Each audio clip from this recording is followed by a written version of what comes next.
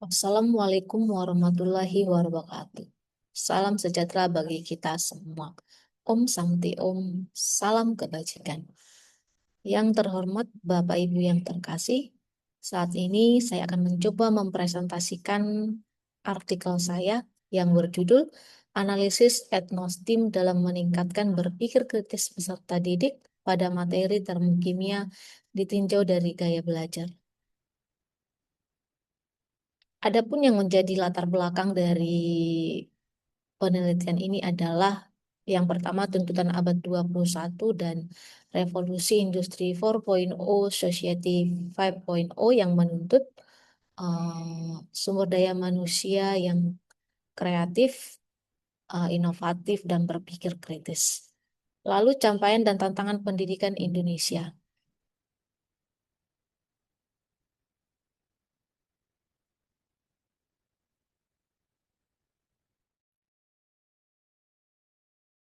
Assalamualaikum warahmatullahi wabarakatuh.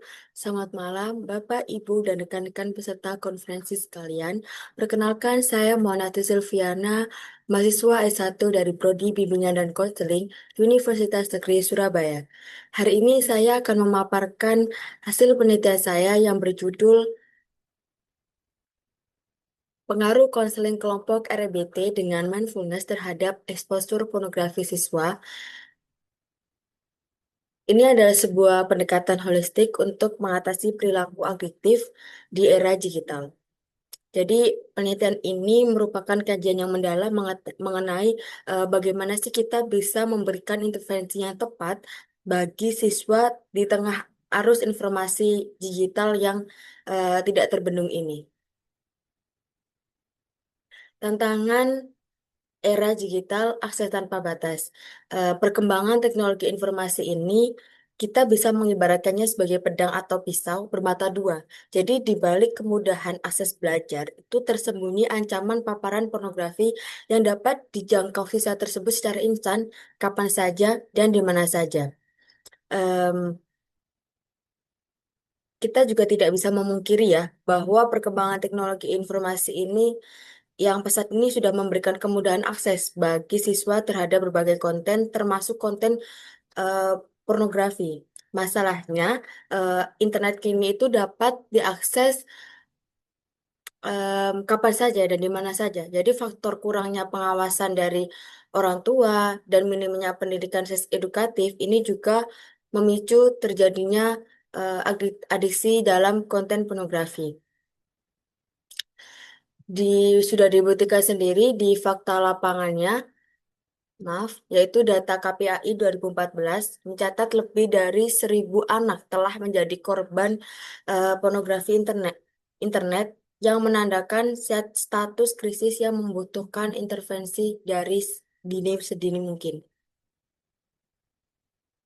Selanjutnya di sini ada lebih dari sekedar perilaku, harga dari exposure pornografi. Di sini mungkin bisa kita sebut sebagai dampaknya ya. Jadi paparan pornografi pada usia remaja secara sistematis dapat menghambat pencapaian potensi siswa dan merusak fondasi perkembangan mereka, terutama di tiga ranah utama. Ada di psikologis dan emosional. Di sini mungkin distorsi realitasnya itu menumbuhkan harapan yang sama sekali tidak realistis mengenai hubungan intim dan seksualitas. Kemudian ada kecemasan akut. Di sini meningkatkan kerentanan terhadap stres, depresi, dan ketidakstabilan emosi negatifnya. Kemudian ada siklus adiksi, di mana dia tuh terjebak dalam pola pikir yang kompulsif atau dorongan tak tertahankan yang sangat sulit untuk diputus secara mandiri. Kalau di kehidupan sosial mungkin sering terjadi apa ya, distorsi pemahaman tentang cinta dan hubungan interpersonal yang sehat. Dan yang paling krusial di lingkungan sekolah juga terbukti karena apa ya, menurunnya drastis pada tingkat konsentrasi, maaf, dan daya ingat saat proses belajar dan mengajar. Jadi prestasinya juga mungkin anjlok karena mereka sudah merasa tidak mampu atau memaksimalkan potensi kognitif mereka akibat otak yang terus-menerus eh, terdistraksi oleh impuls adiktif tadi. Kemudian selanjutnya ada merestrukturisasi pikiran irasional dengan teknik REBT atau Rational Emotive Behavior Therapy tadi. Jadi teknik ini tuh berasumsi bahwa adiksi pornografi itu tidak dipicu langsung oleh sebuah kejadian, melainkan oleh sebuah keyakinan irasional siswa terhadap kejadian tersebut. Jadi konseling dengan kelompok dengan teknik ini tuh membedah siklus, yaitu ada ABCD. Yang pertama di sini ada accident event. Ini tuh kayak kejadian atau pemicu awalnya. Jadi mungkin pemicunya ada dari kemudahan akses, rasa bosan, atau tekanan stres yang memicu keinginan untuk membuka atau menonton konten tersebut. Kemudian di yang kedua ada belief atau iya kayak kepercayaan gitu ya. Bagaimana sih perspektif atau pikiran irasional siswa tersebut terhadap pemicu tersebut. Jadi kayak pembenaran kognitif gitu ya. Kayak saya butuh ini untuk merasa tenang atau tenang atau menonton ini sekali agar tidak merusak masa depan saya. Maaf. Jadi kayak mereka tuh ngerasa kalau pikiran-pikiran itu tuh kayak membenarkan gitu, dibenarkan gitu melalui pikirannya sendiri. Kemudian selanjutnya ada di C atau consequence ini tuh kayak dampaknya ya, dampak emosional atau perilaku yang muncul. Jadi mungkin tiba-tiba mereka akan merasakan rasa bersalah, kecemasan, dan terus berlanjut sikap perilaku adiktif tadi. Kemudian di terakhir ada disputing. Disputing ini adalah dampak emosional atau perilaku yang muncul. Jadi ini adalah titik intervensi kritis. Nah, melalui dinamika kelompok ini, konselor menantang keyakinan irasional tersebut. Jadi kita dalam konseling kelompok itu kita menantang, kita memberikan pertanyaan-pertanyaan, contohnya seperti kayak, apakah bahwa menonton ini tuh benar-benar menyelesaikan stresmu? Kita tantang terus gitu, kita tentang terus. Kemudian yang terakhir di sini ada efek, yaitu ya tujuan akhirnya eh, adalah munculnya kondisi psikologis yang lebih sehat dan rasional. Jadi kayak terbentuknya pola pikir baru yang rasional, adaptif, dan mampu memveto dorongan negatif. Kemudian selanjutnya ada mindfulness, ya. Di sini ada teknik mindfulness, yaitu menciptakan jeda antara impuls dan tindakan. Atau peran mindfulness ya dalam kontrol impuls tadi. Jadi jika tadi RBBT kan memperbaiki arsitektur pola pikir atau kognitifnya, kalau meditasi mindfulness ini tuh kesadaran penuhnya yang berfungsi, kita ibaratkan sebagai rem darurat. Jadi yang menahan gitu, menahan dorongan instan tadi.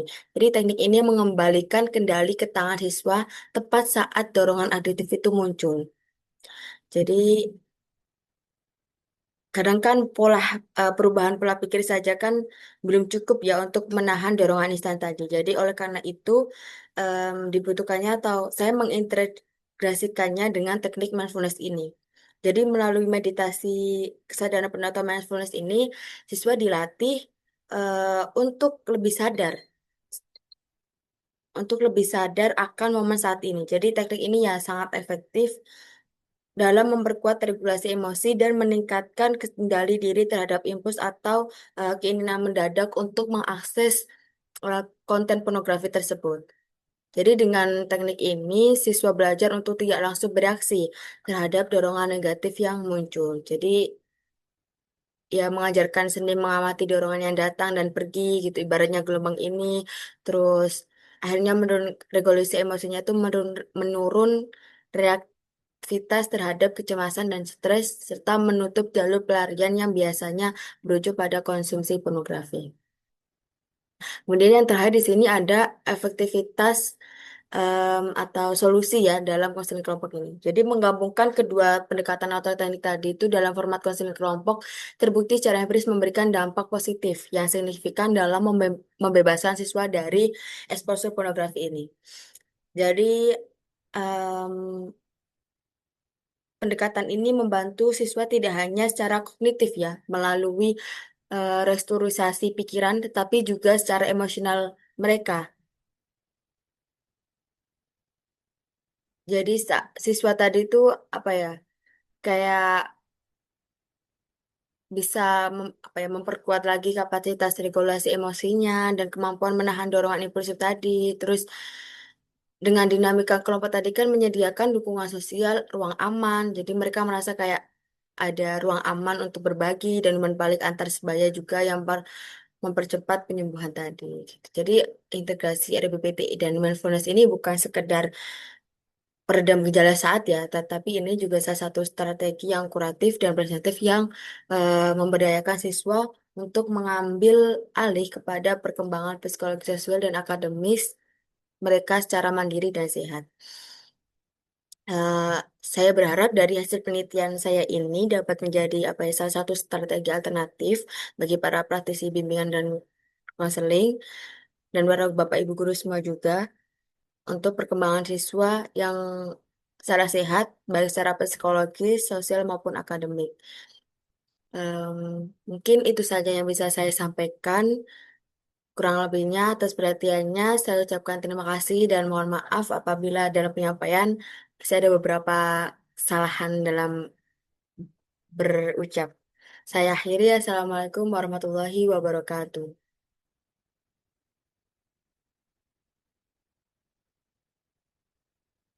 Assalamualaikum warahmatullahi wabarakatuh. Selamat siang, Bapak dan Ibu yang hari ini telah menghadiri Third National Conference Sinasia Foundation. Sebelumnya, saya ucapkan terima kasih banyak untuk kesempatan yang telah diberikan kepada saya untuk memaparkan hasil artikel saya pada hari ini. Nah, kita semua tahu bahwa teknologi ini berkembang sangat cepat. Hampir semua hal kini bisa diakses dengan hanya menggunakan smartphone. Tapi menariknya, di tengah kemudahan itu, kemampuan literasi sains siswa kita ini justru masih menjadi PR yang belum kita tuntaskan. Pertanyaannya, apakah masalah tersebut ada pada siswanya atau justru pada cara kita menyajikan pembelajaran selama ini? Nah, berangkat dari pertanyaan tersebut, penelitian ini lahir. Kami mencoba menawarkan sebuah media pembelajaran yang tidak hanya inovatif, tetapi juga relevan dengan kebutuhan siswa di era digital ini. Perkenalkan, saya Syafira Fitri Astuti, mahasiswa program studi Pendidikan Fisika, Fakultas Keguruan dan Ilmu Pendidikan Universitas 11 Maret, yang berkesempatan untuk berkolaborasi dengan dosen pembimbing saya, yaitu Profesor Sukarmin, SPD MSI PhD, yang pada kesempatan ini kami akan mempresentasikan artikel kami yang berjudul Validitas Media Digital Book Bilingual, Fisika berbasis CLIS berbentuk flip PDF pada materi perpindahan kalor. Nah, pesatnya perkembangan ilmu pengetahuan dan teknologi ini membawa banyak kemajuan, namun juga menghadirkan tantangan besar di dunia pendidikan. Menurut Daniah 2020, tantangan tersebut adalah rendahnya literasi sains pada peserta didik. Nah, berdasarkan data yang diperoleh dari PISA tahun 2022, Indonesia ini menempati peringkat ke-67 dari 81 negara dengan skor perolehan literasi sains yaitu sebesar 383 yang dimana skor ini jauh di bawah rata-rata skor global yaitu sebesar 485. Bahkan skor ini menurun dari perolehan skor literasi sains Indonesia pada PISA tahun 2018. Kondisi ini menurut Julian Tree 2020 dan Barida 2021 dapat dipengaruhi oleh pembelajaran yang masih teacher-centered, keterbatasan bahasa, dan minimnya media inovatif, sehingga siswa ini cenderung bosan dan kurang memahami konsep fisika, khususnya materi perpindahan kalor. Oleh karena itu, kami mengusulkan solusi yaitu integrasi CLIS bilingual dan flip PDF profesional pada materi perpindahan kalor yang masih jarang dikembangkan. Namun sebelum media ini diimplementasikan secara luas, perlu adanya uji validitas oleh ahli untuk menguji kevalidannya. Nah, dari latar belakang masalah yang telah disebutkan tadi, dapat diidentifikasi masalah, yaitu rendahnya kemampuan literasi sains pada peserta didik. Indonesia. Yang kedua adalah minimnya penggunaan media pembelajaran inovatif yang berbasis digital dalam pembelajaran fisika, khususnya pada materi perpindahan kalor, dan belum tersedianya media digital book bilingual berbasis CLIS berbentuk flip PDF profesional yang telah tervalidasi oleh ahli.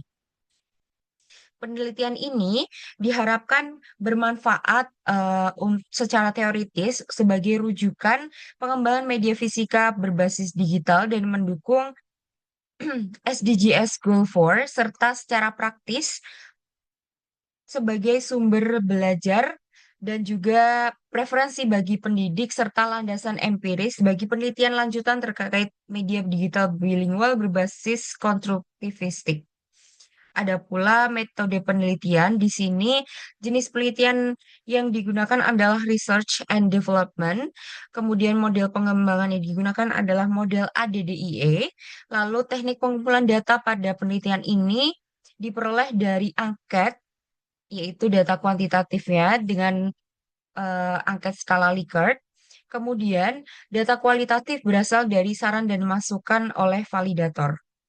Kemudian data dianalisis dengan analisis deskriptif kuantitatif menggunakan pedoman Aswar 2017. Lalu penelitian ini dilakukan selama bulan Januari hingga bulan Maret 2026 dan dilakukan di lingkungan program studi pendidikan fisika Fakultas Keguruan dan Ilmu Pendidikan Universitas 11 Maret. Nah, validasi di media ini dilakukan oleh 2 validator ahli dan juga 1 validator praktisi dengan aspek yang dinilai aspek materi, aspek karakteristik media, aspek tampilan, dan aspek bahasa. Nah, hasilnya dari penilaian validator 1 diperoleh total skor 78 dengan kategori baik. Kemudian hasil penilaian validator 2 diperoleh total skor 96 dengan kategori sangat baik. Dan total skor pada penilaian oleh validator praktisi diperoleh 97 dengan kategori sangat baik. Sehingga media ini dikatakan valid dan dapat digunakan dalam pembelajaran. Nah, di sini jika kita lihat pada setiap aspek, pada aspek materi sendiri, di sini validator 1 memberikan skor 20, validator kedua memberikan skor 24, dan validator praktisi memberikan skor 25. Yang dapat disimpulkan bahwa materi dinilai baik yang menunjukkan kesesuaian isi materi, kelengkapan konsep, serta keterkaitan dengan tujuan pembelajaran. Hal ini sejalan dengan penelitian yang dilakukan oleh Anissa dan Darusyamsu pada 2023, serta Agustini et al. Pada 2023, di mana kualitas konten itu tercermin dari struktur materi yang sistematis dan penyajian yang struktur, sehingga memudahkan siswa untuk memahami materi secara lebih efektif. Nah, kemudian aspek karakteristik media di sini untuk validator 1 memberikan skor 20, validator 2 memberikan skor 24, dan validator praktisi memberikan skor 24. Di mana media dinilai sangat baik dengan konten dan fitur telah dirancang secara struktur untuk mendukung pencapaian kompetensi yang diharapkan. Selanjutnya adalah aspek tampilan. Di sini validator 1 memberikan skor 20, validator 2 memberikan skor 23, dan juga validator praktisi memberikan skor 23. Sehingga dapat disimpulkan bahwa tampilan media ini dinilai sangat baik dengan kualitas visual yang layak, sejalan dengan penelitian oleh Mukhlis pada tahun 2023 yang menyatakan bahwa warna dan latar belakang yang dipilih dengan baik dapat menciptakan tampilan yang menarik, sehingga siswa itu akan lebih nyaman untuk membacanya dan mereka merasa tertarik dan tidak bosan dalam mempelajarinya. Nah, kemudian adalah aspek bahasa, di mana validator pertama ini memberikan skor 20, validator kedua memberikan skor 25, dan validator praktisi memberikan skor 25.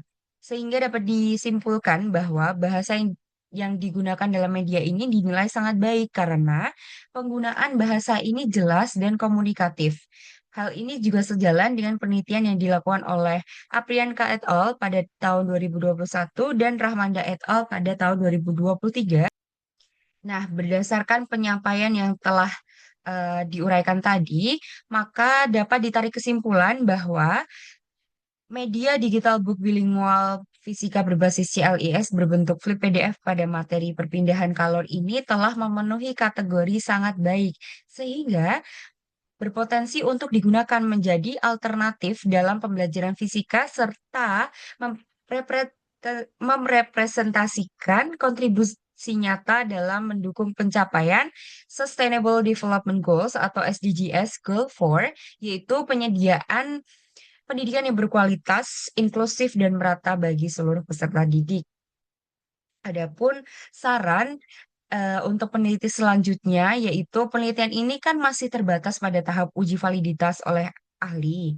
Nah, diharapkan untuk peneliti selanjutnya untuk melanjutkan pada tahap implementasi guna menguji dampak nyata dari media ini terhadap peningkatan literasi sains pada peserta didik di kelas.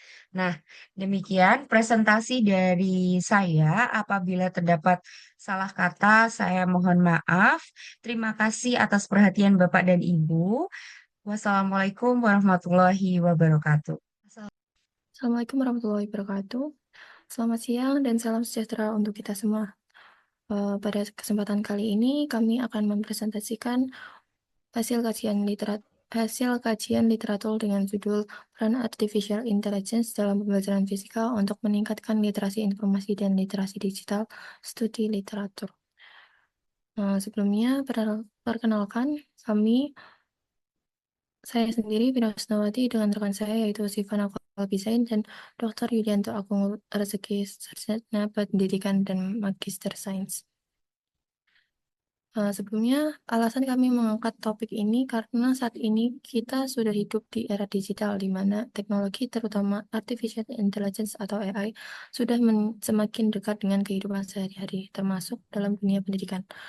Melalui presentasi ini, saya ingin berbagi gambaran mengenai bagaimana AI dapat dimanfaatkan dalam pelajaran fisika, khususnya sebagai sumber informasi digital, serta bagaimana perannya dalam membantu meningkatkan literasi peserta didik.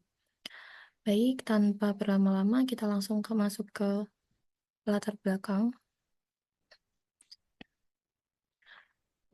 Untuk poin pertama di sini, pada abad ke-21, pendidikan tidak lagi hanya terfokus pada penguasaan materi saja, tetapi juga menekankan pentingnya keterampilan lain seperti kemampuan berinovasi, pemanfaatan teknologi, serta kecakapan hidup atau life skill yang dibutuhkan untuk menghadapi berbagai tantangan di masa depan. Untuk poin kedua, yaitu seiring dengan perkembangan ilmu, pengetahuan, dan teknologi yang semakin pesat, dunia pendidikan termasuk pembelajaran fisika juga dituntut untuk mampu beradaptasi. Salah satunya adalah dengan mengintegrasikan teknologi digital dalam proses pembelajaran, sehingga pembelajaran menjadi lebih relevan dengan perkembangan zaman. Kemudian untuk poin ketiga yaitu pemanfaatan teknologi digital ini memberikan manfaat yang banyak, terutama dalam membantu peserta didik untuk mengakses informasi secara lebih luas. Selain itu, teknologi juga berperan dalam meningkatkan kemampuan literasi informasi dan literasi digital peserta didik, yang menjadi keterampilan penting di era sekarang. Kemudian untuk poin keempat, yaitu salah satu bentuk perkembangan teknologi yang cukup menonjol saat ini adalah Artificial Intelligence atau AI. AI sendiri memiliki potensi besar dalam mendukung pembelajaran, misalnya melalui penyediaan informasi secara cepat, pemberian umpan balik secara langsung, serta membantu peserta didik dalam memahami konsep pembelajaran dengan lebih efektif. Kemudian poin kelima yaitu tidak hanya itu, berbagai penelitian juga menunjukkan bahwa penggunaan teknologi digital seperti platform pembelajaran dan aplikasi pendidikan terbukti mampu meningkatkan akses belajar, efektivitas pembelajaran, serta keterlibatan peserta didik dalam proses belajar. Kemudian poin keenam yaitu walaupun demikian, meskipun potensi yang sangat besar pemanfaatan AI dalam pembelajaran masih perlu dikaji lebih lanjut, khususnya terkait perannya sebagai sumber informasi digital dalam mendukung pengembangan literasi informasi dan literasi digital peserta didik. Oleh karena itu, melalui kajian literatur ini, kami ingin mengkaji lebih dalam mengenai bagaimana peran artificial intelligence dalam pembelajaran fisika serta kontribusinya dalam meningkatkan literasi peserta didik. Next. Nah, dari latar belakang yang telah saya kemukakan, kami mendapatkan rumusan masalah dan tujuan penulisan, di mana ada 2 poin di sini, yaitu yang pertama, bagaimana pemanfaatan artificial intelligence atau AI dalam pembelajaran fisika berdasarkan kajian literatur. Kemudian poin kedua yaitu bagaimana peran artificial intelligence atau AI sebagai sumber informasi digital dalam mendukung literasi informasi dan literasi digital peserta didik. Dari rumusan masalah tersebut, kami menjawab melalui tujuan penulisan, yaitu yang pertama untuk menganalisis pemanfaatan artificial intelligence atau AI dalam pembelajaran fisika berdasarkan kajian literatur. Kemudian yang kedua yaitu mengkaji peran artificial intelligence atau AI sebagai sumber informasi digital dalam mendukung literasi informasi dan literasi digital peserta didik. Selanjutnya akan dijelaskan oleh Kak Shivana. Baik, terima kasih izin untuk melanjutkan. Penelitian ini menggunakan metode literatur review dengan sumber data dari Google Scholar, yang mana artikel kami pilih menggunakan kata kunci artificial intelligence dalam pembelajaran fisika dengan rentang tahun 2021 hingga 2026. Dari proses tersebut, diperoleh 5 artikel yang relevan yang kemudian kami analisis dan kami beri kode dari A1 sampai dengan A5. Hasil analisis menunjukkan bahwa untuk kode artikel A1, yaitu temuan utamanya ya adalah menekankan penggunaan chatbot dalam mendukung akses informasi dan juga berpikir kritis. Untuk kode A2 menunjukkan peran AI melalui simulasi dan juga virtual lab dalam meningkatkan literasi digital. Untuk temuan utama kode A3 menunjukkan peningkatan hasil belajar dan juga kemandirian siswa. Untuk temuan utama artikel 4 menekankan pembelajaran yang lebih personal serta evaluasi informasi. Dan untuk temuan utama kode artikel A5 menunjukkan peningkatan pemahaman konsep serta literasi digital siswa. Secara umum, AI memberikan dampak positif dalam pembelajaran fisika. Setelah itu, untuk pembahasannya, secara umum, hasil kajian menunjukkan bahwa pemanfaatan AI dalam pembelajaran fisika mampu menciptakan pembelajaran yang lebih interaktif, adaptif, dan juga berpusat pada peserta didik. Hal ini terlihat dari penggunaan berbagai teknologi seperti chatbot, simulasi virtual, dan sistem pembelajaran adaptif yang memungkinkan siswa berinteraksi langsung dengan materi, mendapatkan umpan balik secara real-time, serta belajar sesuai dengan kebutuhan dan kecepatan masing-masing. Selain itu, AI juga berperan sebagai sumber informasi digital yang tidak hanya menyediakan akses informasi, tetapi juga membantu siswa dalam mengolah dan mengevaluasi informasi tersebut. Melalui proses ini, siswa tidak hanya menerima informasi secara pasif, tetapi juga dilatih untuk berpikir kritis, menganalisis, dan juga mengambil keputusan berdasarkan informasi yang diperoleh, sehingga secara langsung mendukung pengembangan literasi informasi dan juga literasi digital. Namun demikian, implementasi AI dalam pembelajaran fisika masih menghadapi beberapa tantangan. Di antaranya adalah keterbatasan infrastruktur teknologi seperti perangkat dan juga koneksi internet yang belum merata, kemudian kompetensi digital pendidik yang masih perlu ditingkatkan agar dapat memanfaatkan AI secara optimal. Selain itu, terdapat juga resiko ketergantungan peserta didik terhadap teknologi yang dapat mengurangi kemampuan berpikir kritis apabila tidak disertai dengan bimbingan yang tepat. Oleh karena itu, diperlukan desain pembelajaran yang seimbang di mana artificial intelligence digunakan sebagai alat pendukung pembelajaran, bukan sebagai pengganti peran guru. Dalam hal ini, guru tetap berperan penting sebagai fasilitator yang mengarahkan proses belajar, sehingga penggunaan AI dapat benar-benar mendukung peningkatan pemahaman konsep sekaligus pengembangan literasi informasi dan juga literasi digital peserta didik. Berdasarkan hasil kajian yang telah kami kaji, dapat ditemukan bahwa artificial intelligence ini terbukti efektif digunakan dalam pembelajaran fisika dan memberikan pengalaman belajar yang lebih bermakna. Di sini AI juga berperan sebagai sumber informasi digital yang mendukung pengembangan literasi informasi dan juga literasi digital peserta didik. Untuk saran ke depannya, pemanfaatan AI dalam pembelajaran fisika perlu didukung oleh peningkatan kompetensi digital pendidik, penyediaan infrastruktur, dan juga penggunaan yang bijak oleh peserta didik itu sendiri. Selain itu, penelitian lanjutan diperlukan untuk mengkaji efektivitas AI dalam meningkatkan literasi informasi dan juga literasi digital. Baik, demikian pemaparan yang dapat kami sampaikan mengenai peran artificial intelligence dalam pembelajaran fisika untuk meningkatkan literasi informasi dan juga literasi digital. Kami menyadari bahwa penelitian ini masih memiliki keterbatasan, sehingga kami sangat terbuka terhadap kritik dan juga saran yang membangun. Apabila terdapat pertanyaan, masukan, dan maupun tanggapan, kami dengan senang hati akan mendengarkan dan mendiskusikannya bersama di kemudian hari. Terima kasih atas perhatiannya, Bapak, Ibu, dan juga teman-teman. Kami akhiri. Wassalamualaikum warahmatullahi wabarakatuh. Sebelumnya, Assalamualaikum warahmatullahi wabarakatuh. Perkenalkan, saya Syakira Rosalwi, berasal dari Universitas 11 Maret Surakarta. Pada kesempatan kali ini, saya akan mempresentasikan artikel yang telah saya buat pada tema ilmu pendidikan yang berjudul Validitas e-modul Fisika berbasis Cerdas atau Collaborative in Questioning, Analyzing, Synthesizing, dan Evaluasi. Pada materi color dan perpindahannya menggunakan Smart App Creator. Yang pertama ada pendahuluan, perkembangan teknologi informasi menuntut dunia pendidikan untuk terus beradaptasi guna meningkatkan mutu pembelajaran.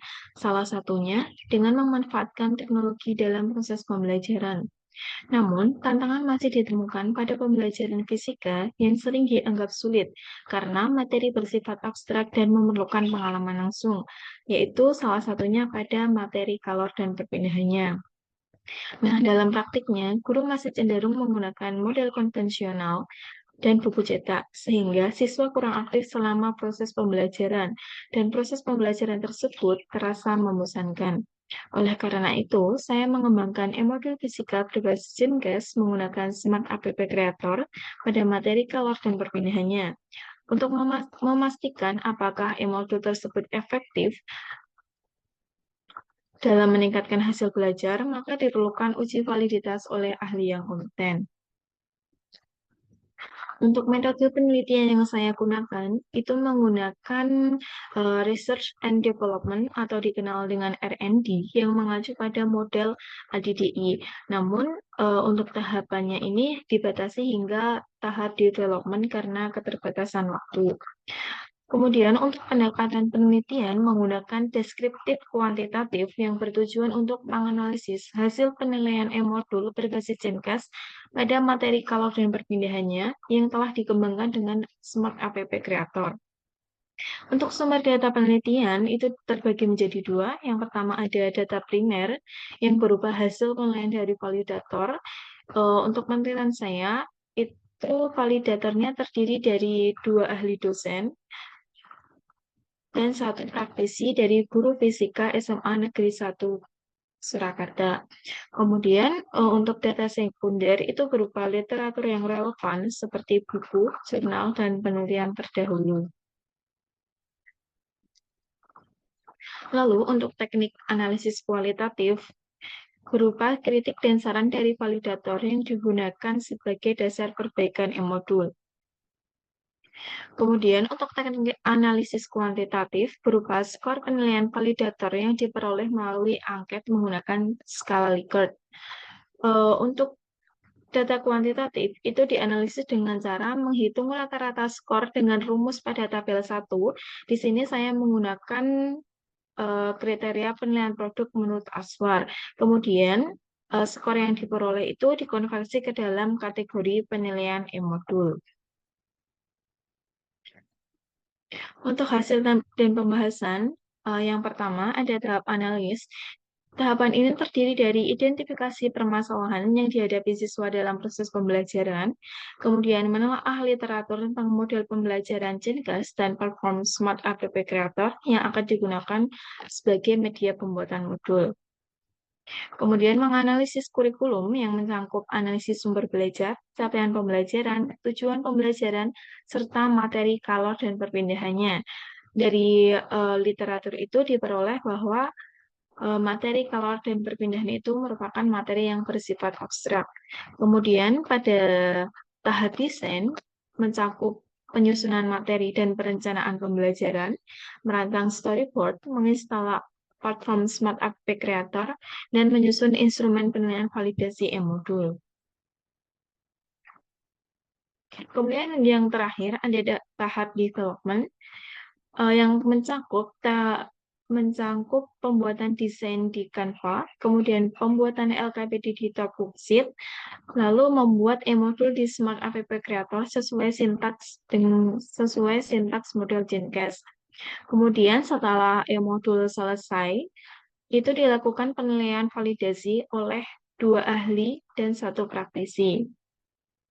Nah, di sini sudah saya lampirkan hasil penilaian e-modul oleh validator pada tabel 2. Untuk ahli 1 dari seluruh aspek itu memperoleh jumlah skor 95 dengan nilai 86,36 yang termasuk ke dalam kategori baik. Kemudian ahli 2 diperoleh jumlah skor 106 dengan nilai 96,36 yang termasuk ke dalam kategori sangat baik. Kemudian penilaian oleh praktisi diperoleh jumlah skor 105 dengan nilai 95,36 yang termasuk dalam kategori sangat baik. Nah, dari ketiga penilaian tersebut dapat disimpulkan bahwa e-modul berada dalam kategori sangat baik. Kemudian di sini juga ada hasil validasi isi setiap aspek, di mana aspek materi itu memperoleh nilai 91,11 dengan yang termasuk dalam kategori sangat baik. Hal ini menunjukkan bahwa materi yang disajikan dalam e-modul itu sudah sesuai dengan capaian dan tujuan pembelajaran, serta sudah sesuai dengan sintaks model Jenkins. Kemudian pada aspek penggunaan itu diperoleh nilai 96,67 yang termasuk ke dalam kategori sangat baik. Ini menunjukkan bahwa panduan penggunaan dalam e-modul itu disajikan dengan jelas, sistematis, dan mudah dipahami, sehingga mendukung siswa belajar secara mandiri. Kemudian pada tahap aspek tampilan diperoleh nilai 91,43 yang termasuk ke dalam kategori sangat baik. Hal ini menunjukkan bahwa desain e-modul sudah menarik, baik dari segi cover, layout, isi, warna, jenis, dan ukuran font. Kemudian pada aspek fungsionalitas diperoleh nilai 98,34 yang termasuk ke dalam kategori sangat baik. Hal ini menunjukkan bahwa e-modul tersebut dapat digunakan dengan optimal, mudah diakses, serta memiliki navigasi, tautan, dan tombol yang berfungsi dengan baik. Jadi pada aspek fungsionalitas ini sudah memenuhi kriteria e-modul yang bersifat user-friendly. Kemudian pada aspek bahasa itu diperoleh nilai 88,89 yang termasuk ke dalam kategori sangat baik, yang menunjukkan bahwa penggunaan bahasa dalam e-modul sudah sesuai dengan kaidah bahasa Indonesia, mudah dipahami, runtut, dan komunikatif. Nah, berdasarkan uraian dari hasil dan pembahasan tersebut, itu dapat disimpulkan bahwa e-modul yang telah dikembangkan tersebut telah memenuhi kategori sangat baik, sehingga dapat dijadikan sebagai bahan alternatif dalam proses pembelajaran. Kemudian, ada saran bagi pembaca, diharapkan e-modul ini dapat dijadikan sebagai bahan ajar oleh guru dalam proses pembelajaran. Dan bagi peneliti, diharapkan dapat dijadikan sebagai bahan rujukan penelitian selanjutnya yang relevan dan lebih baik lagi. Sekian presentasi yang dapat saya sampaikan. Kurang lebihnya mohon maaf. Wassalamualaikum warahmatullahi wabarakatuh. Assalamualaikum warahmatullahi wabarakatuh. Pada kesempatan yang berharga ini, saya akan mempresentasikan kajian literatur yang berjudul Media Sosial sebagai Inovasi Pembelajaran dalam Pendekatan Problem-Based Learning. Sebelum kita pembahasan intinya, kita akan membahas latar belakang. Mungkin Bapak Ibu sudah tidak asing dengan media sosial yang kita gunakan saat ini, seperti WhatsApp, Instagram, YouTube, ataupun sekarang yang lagi booming yaitu TikTok. Mungkin hampir semua saya rasa sudah memiliki aplikasi tersebut. Dan itulah tepatnya yang menjadi latar belakang kajian ini. Media sosial sendiri bukan lagi sekadar hiburan, Kini media sosial telah menjadi bagian yang tak terpisahkan dari keseharian kita, termasuk generasi peserta didik yang kita hadapi setiap hari di kelas.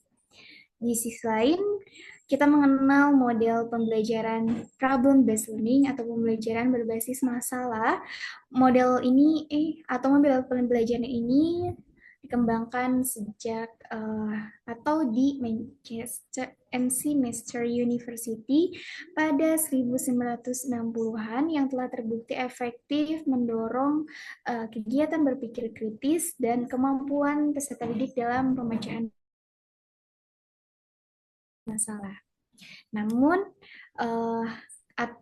kajian integrasi media sosial dan PBL ini secara bersamaan kajiannya masih terbatas meskipun sudah ada beberapa yang membahasnya. Artikel ini atau kajian literatur ini mengisi gap tersebut melalui kajian literatur konseptual. Selanjutnya, metode dan fondasi teoritis yang digunakan pada kajian literatur ini. Dari sisi metode, saya menggunakan pendekatan kajian literatur konseptual yang menelaah artikel jurnal bereputasi, buku referensi ilmiah, dan proceeding atau maupun konferensi yang relevan dengan kajian ini.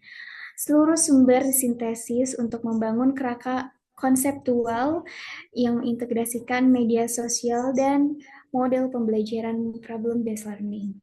Dari sisi fondasi teoritis, ada dua pilar utama dalam kajian ini.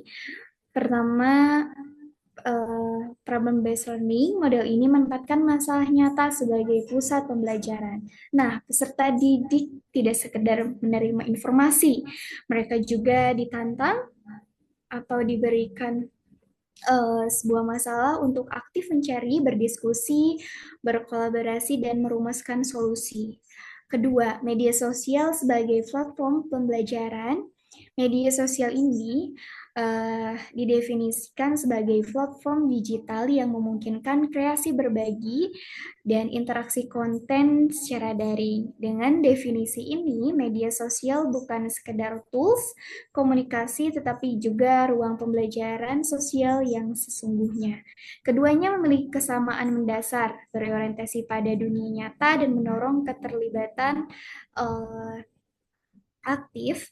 Inilah yang menjadi pondasi logis mengapa keduanya layak diintegrasikan. Selanjutnya ke pembahasan inti, yaitu hasil dan pembahasan. Kini kita masuk ke bagian inti. Saya menemukan bahwa media sosial dapat berperan nyata di 3 tahapan kunci model pembelajaran problem-based learning. Tahap pertama, orientasi masalah. Platform seperti TikTok, YouTube, maupun Instagram sangat efektif sebagai sumber pemantik masalah yang kontekstual. Bisa dibayangkan mungkin oleh Bapak Ibu peserta didik membuka sebuah video dokumenter atau berita viral sebagai titik awal diskusi di kelas. Masalah ini terasa hidup, dekat dan nyata dengan kehidupan pengalaman pada lingkungan mereka. Ini juga jauh lebih engaging dibanding masalah yang tertulis di buku teks. Yang selanjutnya itu tahap kedua, pengumpulan informasi dan kolaborasi.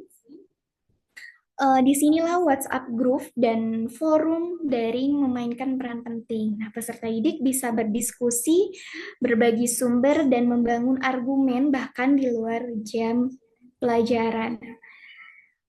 Di sini juga membuktikan efektivitasnya dalam pembelajaran menggunakan WhatsApp dan Instagram. Tahap ketiga, presentasi dan refleksi. Ini yang menurut saya paling menarik melalui Instagram atau TikTok. Peserta didik merepresentasikan solusi mereka kepada publik yang lebih luas. Komentar dan respon dari audiens nyata mendorong refleksi kritis yang jauh lebih bermakna dibanding sekedar presentasi di depan kelas. Namun perlu diingat juga ini ada pendampingan kepada anak-anaknya, tidak hanya dibiarkan saja gitu. Nah, dari sintesis literatur ada 2 poin penting yang perlu saya tegaskan manfaatnya. Integrasi ini terbukti meningkatkan motivasi belajar dan keterampilan berpikir kritis. Namun tantangannya juga ada gitu. Yang pertama itu distraksi digital dari notifikasi dan konten hiburan merupakan salah satu risiko terbesar dalam penerapan model pembelajaran berintegrasikan media sosial. Selain itu, bias dan validitas informasi di media sosial perlu diantisipasi dengan penanaman literasi digital yang memadai.